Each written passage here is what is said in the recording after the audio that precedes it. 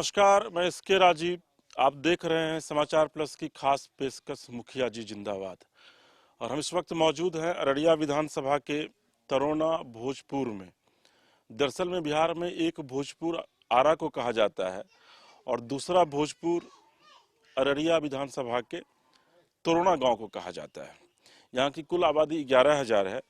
वर्तमान में यहाँ के मुखिया हर्षवर्धन नारायण सिंह उर्फ पप्पू सिंह है, जो 2 टर्म से यहाँ बतौर मुखिया इस इलाके का प्रतिनिधित्व कर रहे हैं। लेकिन इस बार हर्षवर्धन नारायण सिंह उर्फ पप्पू सिंह को चुनौती देने के लिए मैदान में सनोज कुमार राय हैं।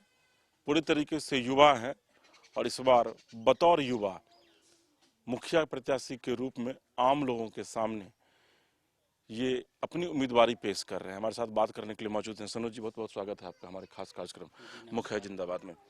सनोज जी, युवा हैं, अचानक क्या ऐसा लगा आपको कि मुखिया के रूप में आप चाहते हैं कि हम इस इलाके में? हमारे पंचायत एक बहुत ही मतलब रूरल एरिया से बिलोंग करता है। अररिया जिला का बहुत पिछड़ा एरिया है ये, जहाँ की अभी तक हमको लगता है कि 70 साल से ये लोगों ने राज करते हुए आया है बस। और बतौर यहाँ पे कोई भी विकास अभी तक नज़र नहीं आ रहा है। हर टर्म यही होता है कि इस बार हम विकास के नाम पे वोट लेता है। चूँकि कुछ यहाँ पे जो है बैकवर्ड एरिया है हमारा, और उनका वो कहीं ना कहीं फ़ायदा उठाता है, लोगों को बरगला के फुसला के ऑलरेडी वो वोट ले लेता है। वोट लेने के बाद उसको इसका मतलब यहाँ जनता से कोई मतलब ही नहीं रहता है और न ही विकास से कोई मतलब रहता है। आप यहाँ के यदि 1 to 1 वार्ड की यदि बात करें, किसी एक सिंगल वार्ड की यदि बात करेंगे, कहीं विकास नहीं हुआ है किसी भी मत पे, या रोड हो या नाला हो या शौचालय हो, किसी भी मतलब वार्ड में पूरी तरह से कोई विकास नहीं हो रहा है और उसको मतलब भी नहीं है। एक ऐसे फैमिली को मुखिया बनाया जा रहा है कि जिन्होंने कि कभी मतलब गरीबी को देखने के मतलब आशा ही नहीं रखता है, और गरीबी क्या होता है उसको इससे मतलब ही नहीं रहता है। चूँकि उनके पास यदि कोई व्यक्ति जाएगा भी तो वो यही कहेगा कि हमने कर देना है, करके आ जाना है, आज करवा देंगे, कल कर। यही होते होते आज जो है 40-50 साल से हमारे यहाँ राज करते हुए आ रहा है। हर साल का ये है। हमने देखा कि यहाँ के नौजुवक में बहुत एग्रेसिव है, और नौजुवक चाहता है कि हम यहाँ पे अपना कहीं न कहीं मतलब अच्छे मजबूती से पेश आए, और वो नौजुवक हमारे साथ हैं। और हमें पूर्ण विश्वास है कि इस बार हम ऑलरेडी यहाँ का प्रतिनिधित्व करेंगे, और पूरा आशा नहीं पूर्ण विश्वास है हमको कि सारे लोग हमें साथ देंगे। सनोज जी, जैसे आप करते क्या है?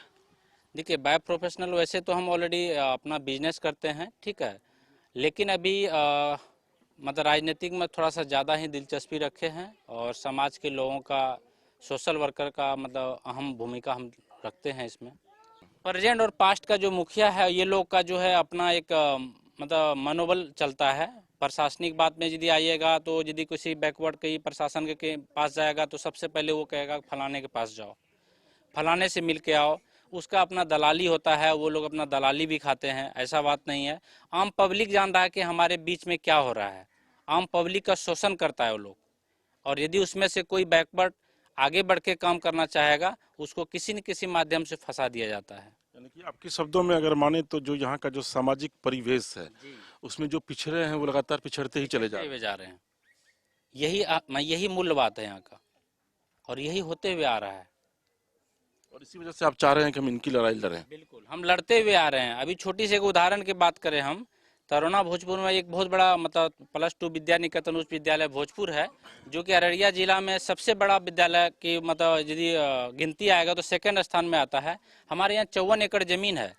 आप बिलीव नहीं कीजिएगा, कम से 70 साल से वो लोग जोत के खा रहा है, कभी 5,000 में, कभी 49 में, कभी 2,000 में। 2020 में हमने किसी एक मुख्य आदमी को 1,80,000 में बीट करवाया, और वो आप बिलीव नहीं कीजिएगा, वो जमीन खाली करने तक नहीं दिया। बीट तो छोड़िए, जमीन खाली करने नहीं दिया, उसके ऊपर में उसको मारपीट भी किया गया, उस पर केस करवाया गया, उस पर 4 हरिजन एक्ट करवाया गया।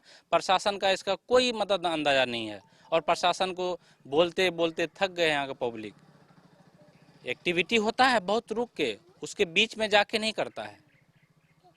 पता नहीं क्यों प्रशासन उन लोगों से क्यों इतना ज़्यादा अटैचमेंट में है, ये हम लोग को भी समझ में नहीं आता है। सनोज जी, जहाँ तक मैं कल से देख रहा हूँ, लगातार इन इलाकों में घूम रहा हूँ, कि ज्योग्राफिकली भौगोलिक की स्थिति भी मतलब भौगोलिक लिहाज से भी देखा जाए तो आपके इलाके की स्थिति ठीक नहीं है। चारों तरफ नदियों से घिरा हुआ भरी हुई है, नदियों से भरी हुई है। सबसे पहली बात है कि बाढ़ क्षेत्र है, यहाँ पे कोई भी मतलब बाढ़ की रख रखाव के लिए कोई भी सही कदम नहीं उठाया जा रहा है।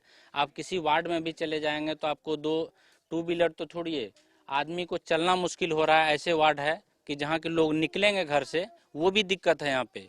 जबकि यहाँ रेगुलर ये लोग मुखिया रहा है, चूंकि इतना फंड मुखिया जी को आते हैं, वो चाहेगा तो हर वार्ड को कहीं न कहीं अच्छे रूपरेखा दे सकता है, जो ये लोग देना नहीं चाहता है और ना ही मिल रहा है अभी तक। आप यहाँ से आगे बढ़ के देखेंगे, पीछे और अररवाड़ी है, अमगाछी है, काचमो है, ये सब एकदम रूरल एरिया है। यहाँ पे कोई विकास नहीं है।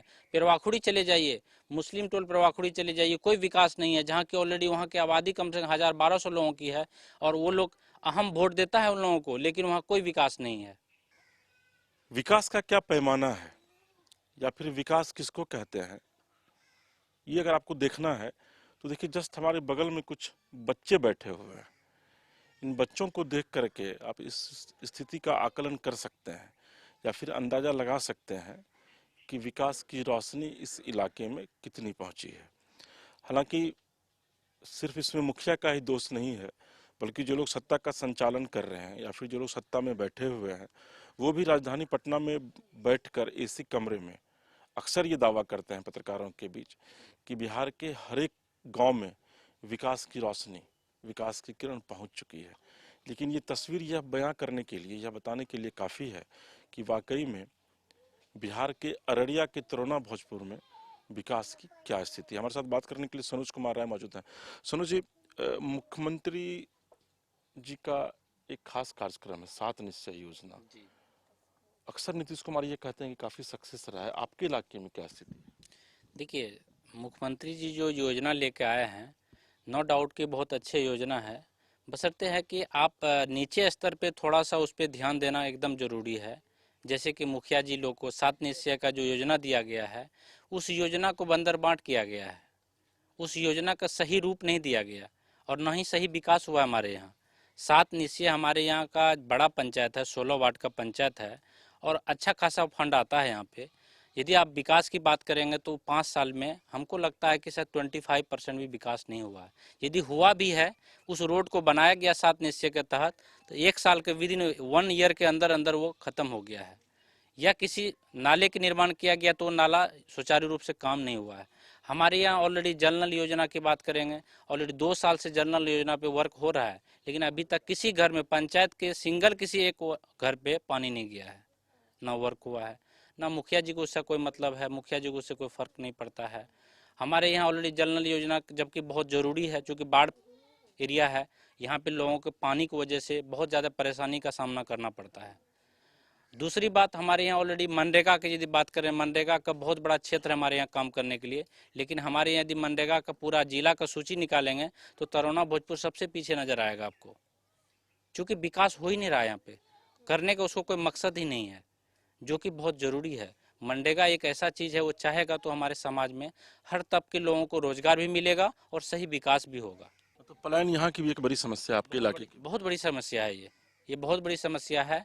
और यहाँ संसाधन की भी कमी है। संसाधन की कमी है कि हमारे यहाँ मान के चलिए रोड चाहिए, जैसे रोड मतलब अब यहाँ से आपको 2 किलोमीटर अंदर जाना है खेती करने के लिए।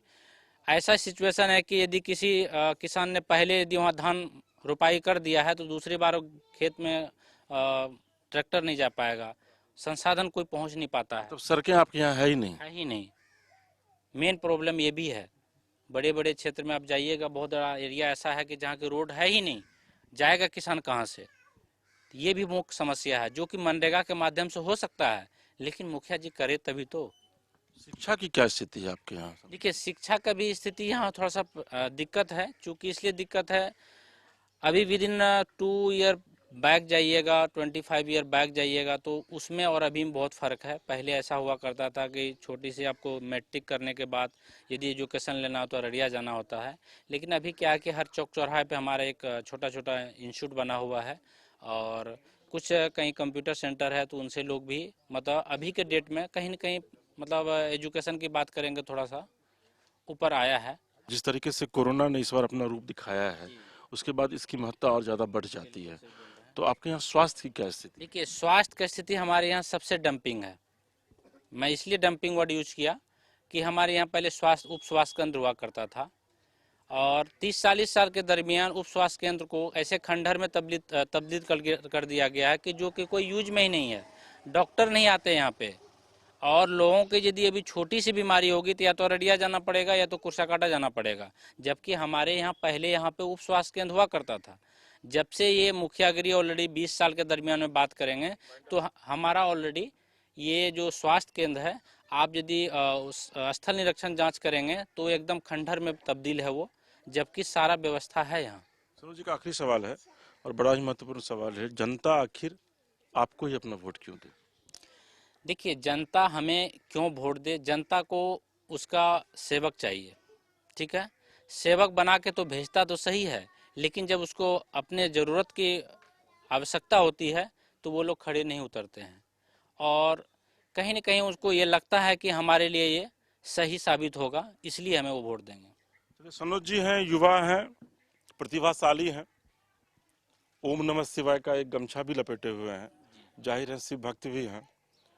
सनोज जी के अंदर एक जज्बा है, एक जोश है, एक जुनून है कुछ करने का। और सनोज जी के शब्दों में माने तो जनता उन्हें अगर चुनकर मुखिया बनाती है तो जनता मुखिया जी जिंदाबाद नहीं कहेगी, बल्कि जनता सेवक जिंदाबाद कहेगी। यानी कि मुखिया कम और सेवक के रूप में ये अपनी भूमिका ज़्यादा निभाएंगे।